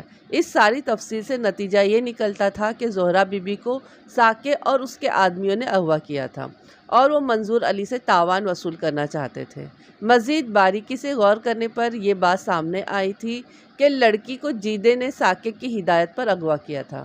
ساکے نے اس سے وعدہ کیا تھا کہ وہ اسے اس کام کا معاوضہ دے گا، لیکن ہوا یہ کہ منظور علی کے انکار کی وجہ سے ساکے نے زہرہ کو قتل کر دیا اور جیدے کے ہاتھوں قتل ہو گیا، کیونکہ اس نے جیدے کو طے شدہ معاوضہ نہیں دیا تھا۔ یہ وہ نتیجہ تھا جو منظور علی کے بیان کردہ تفصیل سے نکلتا تھا۔ اب دیکھنا یہ تھا کہ اس میں کتنی صداقت تھی۔ اس نتیجے پر سب سے بڑا اعتراض یہ وارد ہوتا تھا کہ اگر لڑکی کو پیسوں کے لیے اغوا کیا گیا تھا تو اس اغوا کرنے والوں نے بارات کو کیوں نہ لوٹا؟ ان کے پاس زیورات کے علاوہ نقد رقم اور قیمتی سامان بھی تھا۔ منظور علی نے بات ختم کرنے کے بعد جیب سے سگریٹ کا پیکٹ نکالا، ایک سگریٹ خود لیا اور پیکٹ میری طرف بڑھا دیا۔ میں نے بے تکلفی کی فضا قائم رکھنے کے لیے پیکٹ سے ایک سگریٹ نکال لیا۔ اس نے اپنا سگریٹ سلگانے کے بعد لائٹر میری طرف بڑھا دیا اور کہا، ملک صاحب، ہمارے 2 آدمی آپ کے مہمان خانے میں بند ہیں، انہیں چھٹی دے دیں، ان کے بیوی بچے پریشان ہیں۔ فکر نہیں کرو منظور علی، ان کی چھٹی جلدی ہو جائے گی، میں نے کہا۔ میرا خیال ہے کہ واردات ساکے اور جیدے نے کی تھی۔ ساکا تو واصل جہنم ہوا، میں جیدے اور اس کے آدمیوں کو قابو کر لوں، اس کے بعد تمہارے آدمیوں کو چھوڑ دوں گا۔ تمہیں ان کے نام تو معلوم ہوں گے۔ اس نے جیدے کے علاوہ 5 آدمیوں کے نام نوٹ کرا دیے اور تھوڑی دیر بعد رخصت ہو گیا۔ اگلے روز پوسٹ مارٹم کی رپورٹ موصول ہوئی۔ اس رپورٹ کے مطابق زہرہ کی موت ساکے کی موت سے کم از کم 2 گھنٹے پہلے واقع ہوئی تھی۔ میں نے اندازہ لگایا کہ جب منظور علی کو ساکے کا پیغام ملا تھا، زہرہ اس سے 1.5-2 گھنٹے پہلے مر چکی تھی، لہٰذا منظور علی کا یہ کہنا کہ ساکے نے زہرہ کی واپسی کے عوض 5,000 روپے طلب کیے تھے بالکل غلط تھا، لہٰذا باقی ساری باتیں بھی غلط تھیں۔ اس روز ہم نے مجید عرف جیدے کو اور اس کے 2 ساتھیوں سمیت گرفتار کر لیا۔ اس نے میرے سوالات کے جواب میں کہا کہ اسے بارات پر حملے اور اغوا کے بارے میں کچھ علم نہیں، نہ ہی اس نے منظور علی کو ساکے کا کوئی پیغام پہنچایا تھا۔ اس کے خلاف ہمارے پاس کوئی ثبوت نہیں تھا، صرف منظور علی کا بیان تھا، اور اس ایک آدمی کا بیان کافی نہیں تھا۔ جیدہ پرانا پاپی تھا اور اسے کوئی بات اگلوانا آسان نہ تھا، کیونکہ میں مصروف بہت زیادہ تھا، اس لیے میں نے اسے حوالات میں بند کر دیا۔ جس پولیس پارٹی کو میں نے چنیوال بھیجا تھا، انہوں نے وہاں سے خاصی معلومات حاصل کی تھی۔ ایک خبر وہ یہ لائے تھے کہ مقتول سعید الدین کی بیوہ فہمیدہ پہلے منظور علی کی منگیتر تھی، لیکن بعد میں یہ منگنی توڑ دی گئی تھی۔ یہ خبر ملنے کے بعد میرے دل میں ایک شبہ پیدا ہوا۔ میں نے سوچا ہو سکتا ہے منظور علی نے انتقاماً سعید الدین کو قتل کرا دیا ہو، لیکن اس نتیجے پر پہنچنے سے پہلے یہ جاننا ضروری تھا کہ منگنی کیسے ٹوٹی تھی۔ اگر منگنی لڑکے والوں کی طرف سے توڑی گئی تھی تو پھر انتقام کا کوئی جواز ہی نہیں تھا۔ میں نے ASI اور سپاہیوں کو ساتھ لیا اور تانگے پر چنیوال پہنچ گیا۔ चौधरी साबिर अली को हमारी आमद की खबर हुई तो वो हमें अपनी हवेली में ले गया और हमारी खातिर मदारात के सिलसिले में अपने मुलाजिमों को इधर उधर दौड़ाने लगा। उसका बेटा मंजूर अली भी वहाँ मौजूद था और मेरी आमद पर खुश दिखाई नहीं देता था। वो मेरी आमद का मकसद जानना चाहता था और मेरे साथ ताउन करने पर बहुत मुस्तैद नज़र आता था, मगर मैंने उसे ये कहकर टाल दिया कि मैं ज़ाब्ते की कार्रवाई मुकम्मल करने आया हूँ, कोई ख़ास बात नहीं है। मैंने बातों बातों में फहमीदा के घर का पता मालूम कर लिया था। फहमीदा का बाप चौधरी इमदाद अली और चौधरी साबिर अली सगे भाई थे, लेकिन तफ्तीश करने वाले एएसआई ने मुझे बताया था कि दोनों भाइयों के ताल्लुकात ज़्यादा खुशगवार नहीं थे। चौधरी साबिर अली की हवेली में एक आध घंटा गुजारने के बाद मैंने सिपाहियों को वहीं छोड़ा और चौधरी इमदाद अली के घर पहुंच गया। उसकी हवेली देखकर मैंने अंदाज़ा लगाया कि उसकी माली हैसियत अपने भाई से कमज़ोर थी।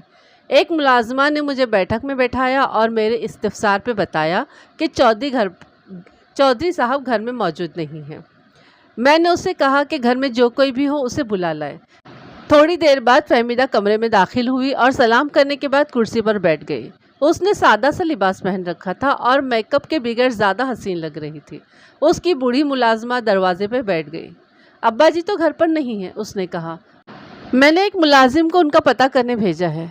मैं वारदात और कत्ल की तफ्तीश के सिलसिले में यहाँ आया हूँ, मैंने कहा। मलिक साहब, हमारी इस मुसीबत से कब जान छूटेगी, उसने एहतिजाज करते हुए कहा। इससे पहले भी आपके आदमी गांव में पूछगछ करके गए हैं। वो लोगों से हमारी अंदरूनी बातें पूछते रहे हैं। बीबी, इस वारदात में किसी अंदरूनी आदमी का हाथ है, मैंने कहा। इसलिए अंदरूनी बातें पूछे बगैर मुजरिम तक पहुंचा नहीं जा सकता। क्या तुम ये बात पसंद करोगी कि तुम्हारे शौहर और तुम्हारी खालाजाद बहन के कातिल आज़ाद फिरते रहें? मैंने सुना है कि आपने कातिलों को गिरफ्तार कर लिया है। मंजूर अली बता रहा था कि उसने अपनी बात अधूरी छोड़ दी। गालिबन वो ये सोचकर चुप हो गई कि उसकी ज़ुबान से मंजूर अली का जिक्र मुनासिब नहीं था। मैंने उसकी अचानक खामोशी पर किसी तासुर का इजहार नहीं किया। मंजूर अली मुझसे मिलता रहता है, मैंने रसानियत से कहा। उसकी मुखबिरी पर हमने कुछ लोगों को गिरफ्तार किया है। अभी भी मैं उससे मिलकर आ रहा हूँ। उसने मुझे बताया है कि पहले तुम उसकी मंगेतर थी। उसने चौंक कर मेरी तरफ देखा, बोली, ये बात उसने आपको बताई है? हाँ, उसी ने बताई है, मैंने झूठ बोला। वैसे हकीकत में ये बात हमें पहले ही मालूम हो गई थी। यहाँ तो सब लोग ये बात जानते हैं। वैसे मंगनी टूटने की क्या वजह थी? उसने मुंह फेर लिया और होले से बोली, क्या फ़ायदा उन बातों को दोहराने का?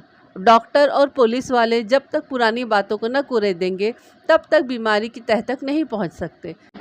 मैंने कहा, हो सकता है कि इस बात के जानने से हमें कोई फ़ायदा ना हो सकता है फ़ायदा हो, लेकिन जानना बहुत ज़रूरी है। उसने एक तवील तामुल के बाद कहा, दरअसल किसी ने ये बात मशहूर कर दी थी कि मंजूर अली मेरा रज़ाई भाई है। उसने बचपन में मेरी माँ का दूध पिया है। हालांकि शुरू में ऐसी कोई बात हमारे इल्म में नहीं थी। मेरी माँ चूँकि फ़ौत हो चुकी है, इसीलिए इस बात की तस्दीक भी नहीं की जा सकती थी। मैंने पूछा, मंजूर अली से तुम्हारी मंगनी तुम्हारी माँ की वफ़ात से पहले हुई थी या बाद में? बाकायदा मंगनी बाद में हुई थी, लेकिन ज़ुबानी मंगनी पहले से तय थी। माँ भी यही चाहती थी कि मेरी शादी मंजूर अली से हो। अगर उसने मंजूर अली को दूध पिलाया होता तो वो ये ख्वाहिश कभी न करती। तुम्हें इस मंगनी के टूटने का अफसोस तो बहुत हुआ होगा, मैंने पूछा। उसने हौले से कहा, अफसोस तो होना ही था। इसका मतलब ये था कि वो मंजूर अली से मोहब्बत करती थी। क्या तुम्हारे बाप ने बगैर किसी तहकीक के मंगनी तोड़ दी थी? दरअसल अब्बा जी का ताया जी से जायदाद के मामले में कुछ इख्तिलाफ हो गया था, लिहाजा उन्होंने इस बात को गनीमत जाना और फतवे के लिए मौलवी साहब के पास पहुंच गए। मौलवी साहब ने गवाही सुनकर झट फतवा झाड़ दिया, लिहाजा मेरा मंगेतर मेरा रज़ाई भाई बन गया और मेरे लिए हराम हो गया। इस फतवे पर मंजूर अली का क्या रद्द-ए-अमल था? क्या वो तुमसे मिलता जुलता था? पहले मंगेतर था और मेल मुलाकात में एहतियात बरतता था, लेकिन भाई बन जाने के बाद एहतियात की ज़रूरत बाकी नहीं रही। उसे मंगनी टूटने का मुझसे भी ज़्यादा दुख हुआ था। इस इसना में चौधरी इमदाद अली भी घर पहुंच गया। उसकी आवाज़ सुनकर फहमीदा जल्दी से उठ गई और जाते जाते मुझे ताकीद कर गई कि मैं उसके बाप से इससे होने वाली बातों का जिक्र न करूं। चौधरी इमदाद अली अपने भाई के मुकाबले में बहुत सीधा और शरीफ आदमी नज़र आता था। अगरचे उसके चेहरे पर दाढ़ी नहीं थी, मगर चौधरी साबिर जैसी बड़ी बड़ी मूछें भी नहीं थी। उसने मुझे सलाम किया, खैर खैरियत पूछी और मेरे करीब कुर्सी पर बैठ गया। رسمی کلمات کے بعد میں نے کہا، چودھری صاحب، ہم زہرہ بی بی اور سعید الدین کے قتل کے سلسلے میں تفتیش کرنے یہاں آئے ہیں۔ آپ کو یہ بات معلوم ہو چکی ہوگی کہ ہم نے چند آدمیوں کو شبے میں گرفتار کیا ہے، مگر ابھی تک ان کے خلاف کوئی ٹھوس ثبوت نہیں ملا ہے۔ ملک صاحب، میری بات کا برا نہ منانا، اس نے کہا۔ پولیس کو دوستی اور تعلق کا لحاظ کیے بغیر تفتیش کرنا چاہیے۔ دوستی درمیان میں آ جائے تو انصاف کرنا مشکل ہو جاتا ہے۔ میرا خیال ہے کہ آپ کسی خاص بات کی طرف اشارہ کر رہے ہیں، میں نے اس سے کہا، لیکن جب تک آپ کھل کر بات نہیں کریں گے میں کوئی وضاحت نہیں کر سکوں گا۔ وہ قدری دھیمی آواز میں بولا، میرا بھتیجا منظور یہ کہتا پھر رہا ہے کہ تھانے دار اس کی مٹھی میں ہے اور وہ جس کو چاہے اندر کرا سکتا ہے اور جس کو چاہے چھڑا سکتا ہے۔ اس کی اس بات کی تصدیق ہوتی تھی کہ اس کے اپنے بھائی کے ساتھ تعلقات اچھے نہیں تھے۔ چودھری صاحب، یہ بات تو آپ بھی کہہ سکتے ہیں، میں نے کہا، لیکن میں مٹھی میں آنے والا تھانے دار نہیں ہوں۔ اگر ایسی بات ہوتی تو منظور علی کے 2 آدمی حوالات میں بند نہ ہوتے۔ اخلاق اور چیز ہے اور دوستی اور چیز۔ اس کیس میں 3 آدمی قتل ہو چکے ہیں، خصوصاً زہرہ بی بی اور سعید الدین کے قتل کا مجھے بہت دکھ ہے۔ زہرہ کی ماں فاطمہ کا بہت برا حال ہے، اس نے کہا۔ بیٹی کی موت نے اس کی کمر توڑ دی ہے۔ چودھری صاحب، میں فاطمہ بی بی کی بیٹی کو واپس تو نہیں لا سکتا، لیکن میں زہرہ کے قاتلوں کو چھوڑوں گا نہیں۔ اس بات کا میں نے طے کر رکھا ہے۔ آپ لوگ ہمارے ساتھ تعاون کریں گے تو انشاءاللہ ہمارے ہاتھ قاتلوں کی گردن تک ضرور پہنچ جائیں گے۔ میں نے سنا ہے آپ کی بیٹی پہلے منظور علی سے منسوب تھی، کیا آپ بتا سکتے ہیں منگنی ٹوٹنے کی کیا وجہ تھی؟ ملک صاحب، یہ بات ہے تو گھر کی بات ہے، لیکن چھپائی بھی نہیں جا سکتی۔ پہلی بات تو یہ ہے کہ مجھے منظور علی کے طور طریقے پسند نہیں ہیں۔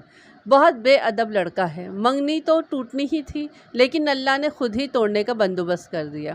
ہمیں یہ پتہ چلا کہ منظور علی فہمیدہ کا رضائی بھائی ہے، یعنی میری بیوی کا دودھ پی چکا ہے۔ مجھے خیال آیا کہ ہو سکتا ہے چودھری امداد علی نے خود ہی یہ بات مشہور کر دی ہو۔ میں نے پوچھا، یہ بات آپ کو کیسے معلوم ہوئی کہ منظور علی فہمیدہ کا رضائی بھائی ہے؟ یہ بات منظور علی کی دائی ماسی لطیفہ نے بتائی ہے۔ اس نے مولوی صاحب کے روبرو اس بات کی شہادت دی ہے۔ اس پر مولوی صاحب نے فتویٰ دیا کہ یہ شادی نہیں ہو سکتی، لہٰذا منگنی خود بخود ٹوٹ گئی۔ منظور علی کا اس بات پر کیا رد عمل تھا؟ میں نے پوچھا۔ اس نے تو بہت شور مچایا ہوگا۔ بے ادب انسان سے اور کس بات کی توقع کی جا سکتی ہے؟ اس نے ہمارے خلاف بہت زہر اگلا تھا، لیکن ہم شرعی مسئلے میں کیا کر سکتے تھے؟ فتویٰ موجود ہے، آپ چاہیں تو مولوی صاحب سے پوچھ سکتے ہیں۔ منظور علی نے کہا تھا کہ اگر فہمیدہ کی شادی اس کے ساتھ نہ ہوئی تو پھر کسی کے ساتھ بھی نہیں ہوگی، وہ ساری عمر گھر میں بیٹھی رہے گی۔ میں نے سنا ہے کہ اس نے سعید الدین کو بھی دھمکی دی تھی۔ چودھری صاحب، یہ تو بہت بڑی بات ہے، آپ کو یہ بات فوراً ہمارے علم میں لانا چاہیے تھی۔ اس نے سر جھکا لیا، بولا، ملک صاحب، یہ ذات برادری کا معاملہ ہے، ہمیں بہت کچھ سوچنا پڑتا ہے۔ واہ چودھری صاحب واہ، مجھے تو آپ انصاف کی تلقین کرتے ہیں اور خود ذات برادری سے ڈرتے ہیں۔ کیا آپ نے اللہ تعالیٰ کا یہ حکم نہیں سنا کہ سچی گواہی دو، خواہ وہ تمہارے ماں باپ کے خلاف ہی کیوں نہ ہو؟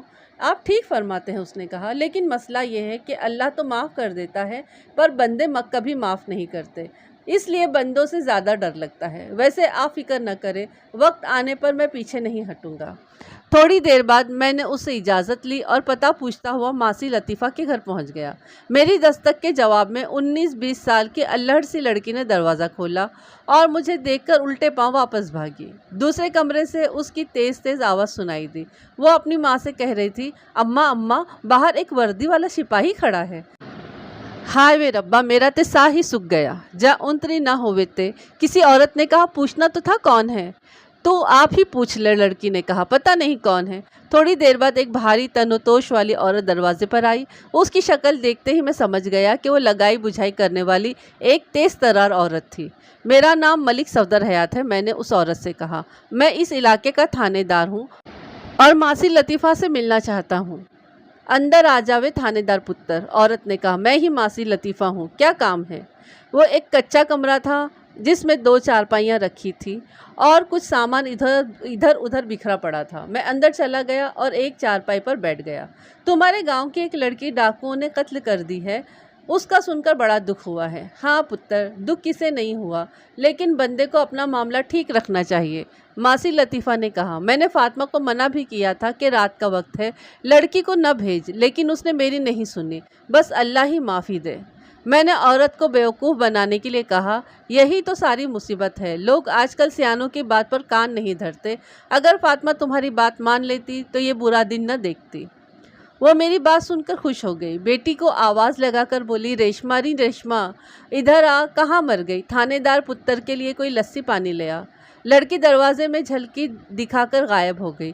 ایک بوڑھا کھانستا ہوا اندر آیا اور مجھے سلام کر کے دوسری چارپائی پر بیٹھ گیا۔ ماسی لطیفہ نے بتایا کہ وہ اس کا چاچا تھا اور اونچا سنتا تھا۔ کچھ دیر بعد میں ماسی لطیفہ کو خوش کرنے والی باتیں کرتا رہا، پھر اصل موضوع کی طرف آتے ہوئے کہا، میں نے سنا ہے کہ چودھری امداد علی کی بیٹی پہلے منظور علی کی منگیتر تھی، بعد میں پتہ چلا کہ منظور علی نے فہمیدہ کی ماں کا دودھ پیا تھا، اس لیے منگنی ٹوٹ گئی۔ سنا ہے یہ تمہارا کارنامہ ہے؟ وہ سمجھی کہ میں اس کی تعریف کر رہا ہوں، بولی، کہتے ہیں دلوں کا ملاپ کرانا تو ثواب کا کام ہے۔ ملاپ کہاں ہوا؟ میں نے کہا، دلہا تو بیچارہ ملاپ سے پہلے ہی اللہ کو پیارا ہو گیا۔ ماسی لطیفہ نے بے خیالی میں کہا، میں نے تو اپنا وعدہ پورا کر دیا، آگے اس کی قسمت۔ ہو سکتا تھا میں اس بات کو نظر انداز کر دیتا، لیکن بات پوری کرنے کے ساتھ ہی ماسی لطیفہ کے چہرے پر خفیف سی گھبراہٹ نمودار ہو گئی۔ یہ دیکھ کر میرا ماتھا ٹھنکا، میں سمجھ گیا کہ معاملہ کچھ گڑبڑ تھا۔ یہ عورت کس قسم کے وعدے کی بات کر رہی تھی؟ میں نے بظاہر سرسری انداز میں پوچھا، ماسی لطیفہ، تم نے سعید الدین سے کیا وعدہ کیا تھا؟ میرا سوال سن کر اس کی گھبراہٹ میں اضافہ ہو گیا۔ بولی، وعدہ تو کوئی نہیں تھا، میں تو ایسے ہی ایک بات کر رہی تھی۔ میرا سعید الدین سے کیا واسطہ؟ اسے رشتہ ملے یا نہ ملے، میرا کیا واسطہ؟ میں نے چہرے پر تھانے داری کا رعب طاری کرتے ہوئے کہا، ماسی لطیفہ، واسطہ تو تمہارا بڑا گہرا ہے، مجھے سب پتا ہے کہ تم نے ہی سعید الدین سے وعدہ کیا تھا، اگر سچ بتا دو گے تو سوکھی سوکھی چھوٹ جاؤ گی۔ اس کی بیٹی ریشما جو لسی کا گلاس لیے دروازے میں نمودار ہوئی تھی، میرا لب و لہجہ سن کر وہیں رک گئی۔ ماسی لطیفہ کا بوڑھا چاچا بھی میرے تیور دیکھ کر فکر مند نظر آنے لگا۔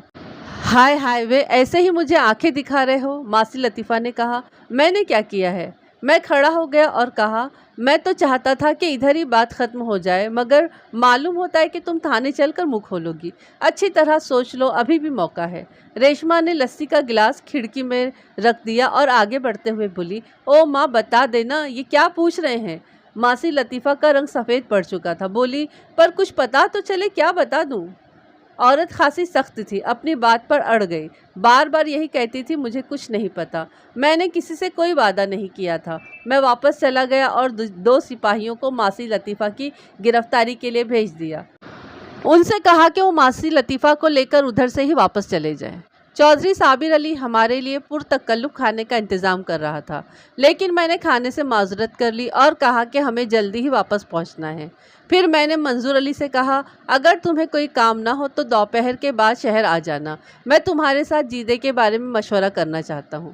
اس نے کچھ پریشان نظروں سے مجھے گھورا، بولا، کیا کوئی خاص بات ہے؟ ادھر ہی مشورہ کر لیں۔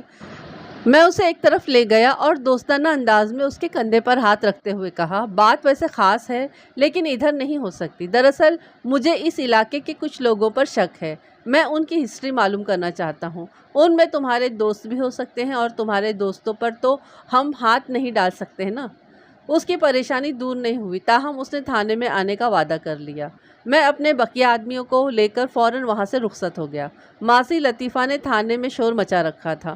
میں نے حوالدار کو بلا کر کہا کہ ماسی لطیفہ کو میرے پاس لے آئے۔ وہ اندر گیا اور روتی پیٹتی ماسی لطیفہ کو میرے پاس لے آیا۔ وہ آتے ہی میرے پیروں میں گر گئی اور اپنی بے گناہی کا راگ الاپنے لگی۔ میں نے پوچھا، ماسی لطیفہ، تمہیں کسی نے مارا تو نہیں؟ مارا تو نہیں پتر، پر مجھ بے گناہ کو کیوں یہاں پر لایا گیا ہے؟ میں نے کیا قصور کیا ہے؟ ماسی، اگر تو چپ نہیں کرے گی تو ہم تجھے مار بھی سکتے ہیں، میں نے کہا، اس لیے آرام سے میری بات سن۔ اگر تو نے سچ سب کچھ بتا دیا تو پھر تیرے لیے کوئی سہل راستہ سوچوں گا، ورنہ تو اس تھانے سے باہر نہیں جا سکے گی۔ میں نے تھوڑا سا جھوٹ کا سہارا لیا، یہ نہ سمجھنا کہ ہمیں کچھ نہیں پتا ہے، سعید الدین نے اپنے ایک دوست کو ساری بات بتا دی تھی، اب میں تمہارے منہ سے سارا قصہ سننا چاہتا ہوں۔ تھوڑی دیر کے بعد وہ سیدھے راستے پر آ گئی۔ اس نے بتایا کہ 8-9 مہینے پہلے وہ شہر آئی تھی اور فرید الدین کے گھر ٹھہری تھی۔ سعید الدین نے کسی تقریب میں فہمیدہ کو دیکھا تھا اور اس پر دیوانہ وار عاشق ہو گیا تھا۔ اسے یہ بھی معلوم تھا کہ فہمیدہ کی منظور علی سے منگنی ہو چکی ہے، تاہم وہ کسی ترکیب سے یہ منگنی توڑنا چاہتا تھا۔ جب اسے پتہ چلا کہ ماسی لطیفہ منظور علی کی گھر کی دائی ہے تو اس کے ذہن میں ایک ترکیب آئی۔ ماسی لطیفہ نے بتایا کہ سعید الدین اسے علیحدگی میں لے گیا اور کہا، ماسی لطیفہ، تمہارے گاؤں میں ایک لڑکی فہمیدہ رہتی ہے، چودھری امداد علی کی بیٹی۔ یہ لوگ ہمارے رشتہ دار بھی ہیں۔ میں اس لڑکی سے شادی کرنا چاہتا ہوں، تم کوئی ترکیب نکالو۔ ماسی لطیفہ نے اسے جواب دیا، فہمیدہ کی تو اپنے تایا کے بیٹے منظور علی سے منگنی ہو چکی ہے۔ یہ تو مجھے بھی معلوم ہے، سعید الدین نے کہا۔ کوئی ایسا ہیلا کرو، کوئی ایسا بہانہ کرو کہ منگنی ٹوٹ جائے۔ ماسی لطیفہ نے غصے سے کہا، لو، مجھے کیا ضرورت پڑی ہے ہیلے کرنے کی؟ مجھے کتنے نفلوں کا ثواب ملے گا؟ سعید الدین نے چالاکی سے کہا، تمہیں 1000 روپے کا ثواب ملے گا۔ ماسی لطیفہ نے کانوں کو ہاتھ لگائے، بولی، توبہ توبہ، یہ کیا کہہ رہے ہو تم؟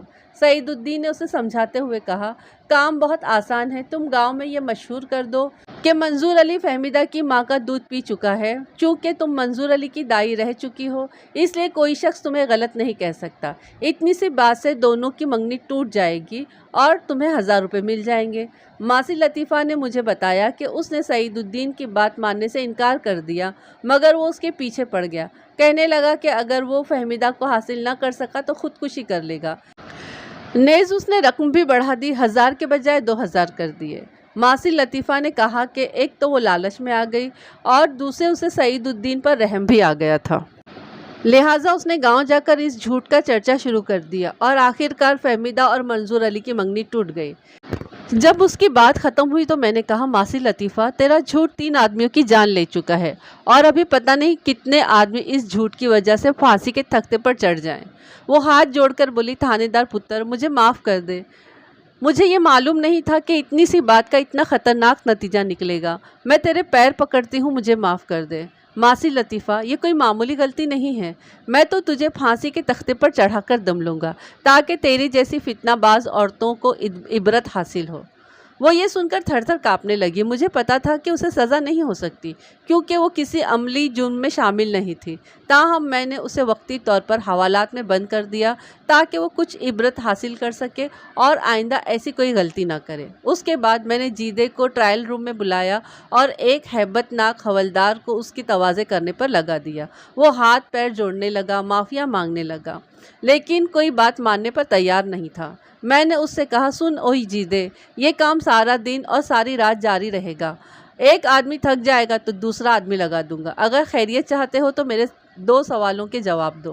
پہلا سوال یہ کہ بارات پر حملہ کس نے کروایا، اور دوسرا سوال یہ کہ زہرہ بی بی کو کس نے قتل کیا۔ اگر سچ نہیں بولو گے تو میں تمہیں اور تمہارے ساتھیوں کو قتل کے مقدمے میں پھنسا لوں گا۔ میرے پاس گواہوں کی کوئی کمی نہیں ہے۔ وہ خاصا سخت جان آدمی تھا اور آسانی سے ہار ماننے والا نہیں تھا۔ شام کے وقت منظور علی 2 آدمیوں کے ہمراہ تھانے پہنچا۔ رسمی کلمات کے بعد اس نے کہا، ملک صاحب، مجھے پتہ چلا ہے کہ آپ کے آدمی ماسی لطیفہ کو پکڑ کر لائے ہیں۔ تمہیں صحیح پتہ چلا ہے؟ میں نے کہا، ماسی لطیفہ کو میرے حکم پر ہی گرفتار کیا گیا ہے۔ یہ آپ نے اچھا نہیں کیا، اس نے غصے سے کہا۔ ہمارے آدمی آپ نے پہلے ہی پکڑ رکھے ہیں، اب آپ ماسی لطیفہ کو بھی پکڑ کر لے آئے ہیں۔ آپ کو معلوم ہونا چاہیے کہ ہم آپ کا تبادلہ بھی کروا سکتے ہیں۔ اس سے پہلے کبھی کسی تھانے دار کو ایسے کرنے کی ہمت نہیں ہوئی اور نہ ہی جرات ہوئی۔ میں نے دراز سے وہ پوٹلی نکال کر میز پر پھینکی جو پیرو موچی نے مجھے دی تھی، اور کہا، اس سے پہلے کسی تھانے دار کو ایسے کرنے کی جرات اور ہمت اس لیے نہیں ہوئی کہ وہ ایسی پوٹلیاں وصول کرتے رہے تھے۔ لیکن میں اس پوٹلی پر لعنت بھیجتا ہوں۔ تم میرا تبادلہ تو بعد میں کرواؤ گے، مگر میں تمہارا تبادلہ ابھی کروا رہا ہوں۔ میں نے 4 سپاہیوں کو اندر بلایا اور کہا، ان تینوں کو حوالات میں بند کر دو۔ او ملک صاحب، اب تو ناراض ہو گئے، منظور علی نے گھبرا کر کہا۔ میری بات تو سنیں۔ سپاہی تینوں کو دھکیلتے ہوئے کمرے سے باہر لے گئے اور حوالات میں بند کر دیا۔ میں نے ایک ASI سے کہا، جیدے کو حوالات کے سامنے سے لے جاؤ اور منظور علی کو جھلک دکھا کر میرے پاس لے آؤ۔ قرائن سے یہ اندازہ ہوتا تھا کہ بارات پر حملہ منظور علی کے اشارے پر کیا گیا تھا۔ میں نے سوچا اگر جیدہ اس حملے میں شامل تھا تو وہ چودھری منظور علی کو حوالات میں دیکھ کر ضرور گھبرا جائے گا۔ تھوڑی دیر بعد ASI جیدے کو میرے پاس لے آیا اور اس کا بدن پسینے میں شرابور تھا، وہ بری طرح ہانپ رہا تھا۔ میں نے اسے مخاطب کر کے کہا، جیدے، غور سے میری بات سنو۔ ہم نے تمہیں چودھری منظور علی کی مخبری پر گرفتار کیا ہے۔ اس نے ہمیں بتایا کہ بارات پر جن لوگوں نے حملہ کیا ان میں تم بھی شامل تھے۔ وہ زہرہ اور ساقی کی قتل کا الزام بھی تم پر لگاتا ہے۔ اب بتاؤ تم کیا کہتے ہو؟ اس نے غور سے میری بات سنی، پھر پوچھا، آپ نے چودھری کو کس الزام میں گرفتار کیا ہے؟ چودھری کو ہم نے اس لیے گرفتار کیا ہے کہ سعید الدین کے قتل اور بارات پر حملے کا منصوبہ اسی نے بنایا تھا۔ فہمیدہ اس کی منگیتر تھی۔ اس نے سعید الدین کو دھمکی دی تھی کہ اگر اس نے فہمیدہ سے شادی کی تو اسے قتل کر دے گا۔ اب وہ اپنی گردن بچانے کے لیے سارا الزام تم لوگوں کے سر تھوپ رہا ہے۔ اس نے تمہارے علاوہ تمہارے ان ساتھیوں کے نام لکھائے ہیں۔ میں نے دراز سے فہرست نکالی اور جیدے کو نام پڑھ کر سنائے۔ اس کی خود اعتمادی آہستہ آہستہ ٹوٹتی چلی گئی۔ ہاتھ جوڑ کر بولا، ملک صاحب، میں خدا کو حاضر ناظر جان کر کہتا ہوں کہ میں نے کسی کو قتل نہیں کیا۔ ٹھیک ہے، میں تمہاری بات مان لیتا ہوں، میں نے کہا، باقی بات بھی بتا دو۔ ساقی نے تمہیں چودھری منظور علی کے پاس کیا پیغام دے کر بھیجا تھا؟ یہ سوال سن کر اس کی آنکھیں پھیل گئی۔ اسے یقین ہو گیا کہ منظور علی نے ہمیں سب کچھ بتا دیا تھا۔ وہ وہیں زمین پر بیٹھ گیا اور آہستہ آہستہ قصہ سنا دیا۔ اس نے بتایا کہ ساقہ ان کا سرغنہ تھا اور اسی نے بارات پر حملے کا پروگرام بنایا تھا۔ انہیں یہ معلوم نہیں تھا کہ گھوڑے کس نے فراہم کیے ہیں اور حملہ کس کے اشارے پر کیا جا رہا ہے۔ ساقے نے اسے اور دیگر 4 آدمیوں کو 500 روپے فی کس دینے کا وعدہ کیا تھا۔ انہیں یہ بھی معلوم نہیں تھا کہ بارات میں سے ایک لڑکی کو اغوا بھی کرنا ہے۔ اصل بات ساقے یا اس کے قریبی ساتھی سراج الدین کو ہی پتہ تھی۔ دوسرے روز ساقے نے جیدے کو منظور علی کے پاس بھیجا اور کہا وہ 5000 روپے لے کر اپنے ڈیرے پر پہنچ جائے۔ جیدے نے مجھے بتایا کہ جب اس نے منظور علی کو یہ پیغام دیا تو اس نے سب سے پہلے زہرہ کے بارے میں پوچھا۔ جیدے نے اسے جواب دیا، کیسی باتیں کرتے ہو چودھری، زہرہ تو ختم ہو چکی ہے۔ یہ کیا کہہ رہے ہو تم؟ منظور علی نے غصے سے کہا، زہرہ کیسے ختم ہو گئی؟ جیدے نے کہا، جیسے بھوکے بھیڑیوں کے قبضے میں آئی ہوئی بکری ختم ہو جاتی ہے، وہ تو دہشت سے ہی ختم ہو گئی تھی۔ ساقے اور سراج نے اسے ساری رات اپنے کمرے میں رکھا تھا۔ صبح اس کی لاش باہر آئی تھی۔ جیدے نے مجھے بتایا کہ تفصیل سن کر منظور علی کے چہرے پر ایک رنگ آتا تھا اور ایک جاتا تھا۔ اس نے اس سے کہا، ساقے سے کہو کہ میں رقم لے کر ڈیرے پر پہنچ رہا ہوں، وہ بھوسے کے ڈھیر کے نزدیک میرا انتظار کرے۔ اس کے بعد جو کچھ ہوا اس کا اندازہ لگانا مشکل نہیں تھا۔ منظور علی طیش کے عالم میں ساقے کے پاس پہنچا اور جاتے ہی اسے قتل کر دیا۔ میں نے جیدے کو ایک کونے میں بٹھایا اور منظور علی کو کمرے میں بلایا۔ ملک صاحب، اس سور کی باتوں پر یقین نہ کریں، اس نے جیدے کی طرف اشارہ کر کے کہا، یہ اول نمبر کا جھوٹا اور مکار شخص ہے۔ میں نے منظور علی کے منہ پر الٹے ہاتھ کے 2-3 تھپڑ رسید کیے، پھر کہا، منظور علی، ہمیں سچ اور جھوٹ کو پرکھنے کا تجربہ ہے۔ اس سور نے پہلے جھوٹ بولا تھا، اب اس نے سب کچھ سچ سچ بتا دیا ہے۔ اب میں تمہارے منہ سے سب سچ سننا چاہتا ہوں۔ اگرچہ میرے حساب سے تم 3 آدمیوں کے قاتل ہو، مگر ایک قتل کے الزام سے تم بچ نہیں سکو گے۔ میں ابھی ڈیوٹی مجسٹریٹ سے سرچ وارنٹ لے کر چنی وال پہنچ رہا ہوں۔ مجھے امید ہے کہ تمہارے گھر سے بآسانی وہ پستول برآمد کر لیں گے جس سے تم نے محمد اسحاق عرف ساقے کو قتل کیا تھا۔ مقتول کے جسم سے سارے پستول کی چلائی ہوئی گولیاں برآمد ہو چکی ہیں اور کم از کم 5 آدمی یہ گواہی دیں گے کہ تم نے ان کی آنکھوں کے سامنے ساقے کو قتل کیا تھا، اور یہ وہی 5 آدمی ہیں جن کی فہرست تم نے خود مجھے دی تھی۔ میں نے جیدے کی طرف اشارہ کیا، ان میں سے ایک وہ سامنے کونے میں بیٹھا ہے۔ منظور علی کے گھٹنے کپکپانے لگے، بولا، اس نے میری رشتے کی بہن کو قتل کیا تھا۔ میں کیسے یہ ظلم برداشت کر سکتا تھا؟ میری جگہ کوئی اور بھی ہوتا تو اسے قتل کر دیتا۔ بارات پر حملے کا منصوبہ تم نے بنایا تھا؟ میں نے ان کتوں کو یہ نہیں کہا تھا کہ میری خاندان کی لڑکی کو اٹھا کر لے جانا۔ بہت خوب، تم یہ چاہتے تھے کہ وہ تمہارے رقیب کے خاندان کی کوئی لڑکی اٹھا لے جاتے۔ میں نے اس کے منہ پر چند اور تھپڑ لگائے۔ منظور علی، لڑکی کسی کی بھی خاندان کی ہو وہ لڑکی ہی ہوتی ہے۔ تم سعید الدین کے خاندان کی کسی لڑکی کو بے عزت کروانا چاہتے تھے، لیکن اتفاق سے تمہارے اپنے خاندان کی لڑکی تمہارے ناپاک منصوبے کی لپیٹ میں آ گئی۔ اگلے روز ہم نے جیدے کے باقی ساتھیوں کو بھی گرفتار کر لیا اور منظور علی سمیت ان سب کے خلاف قتل، اقدام قتل اور ڈکیتی کا مقدمہ درج کر لیا۔ ماسی لطیفہ کو میں نے 3 دن کے بعد چھوڑ دیا، تاہم اسے چھوڑنے کا میرا دل نہیں چاہتا تھا، کیونکہ اس کے ایک جھوٹ نے کئی انسانوں کو زندگی سے محروم کر دیا تھا۔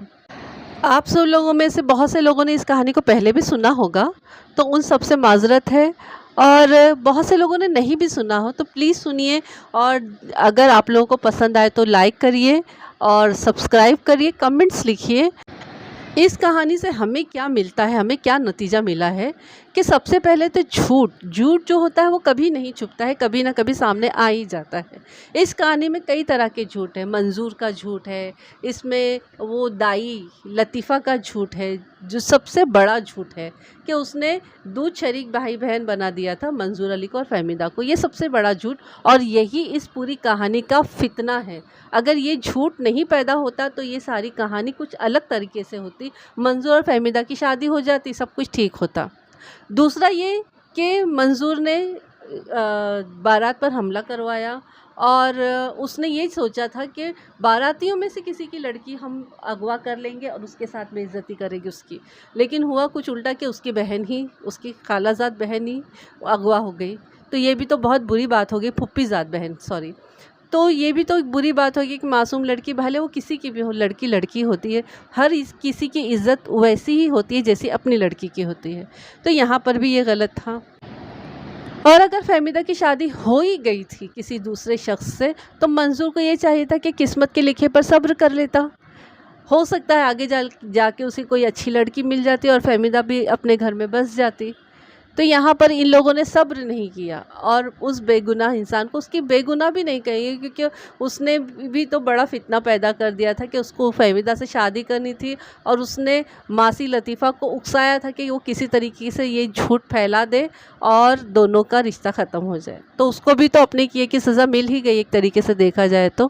اور آپ لوگ کمنٹس میں لکھیے کہ آپ لوگ کیا کہنا چاہتے ہیں، آپ لوگوں نے کہانی سے کیا لیا ہے، آپ لوگوں کو کہانی سے کیا سیکھ ملی ہے، کیونکہ ہر چیز ہمارے لیے کوئی نہ کوئی سیکھ چھوڑ کر جاتی ہے، ہم کو کچھ نہ کچھ سکھا کر جاتی ہے، ہم نے کیا سیکھا۔